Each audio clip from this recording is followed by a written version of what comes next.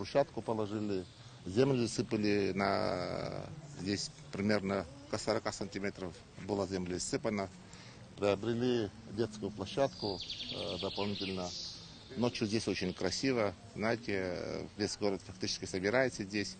Теннисные корты смогли поставить. Дополнительно тоже это в смету не входило, в принципе. То есть от 10 миллионов мы добрались до 15 с чем-то миллионов рублей. То есть, надеюсь, мы ее завершим скоро. Будет удобно, комфортно для всех. Когда-то еще при коммунистах начали строить фонтаны, но не завершено было.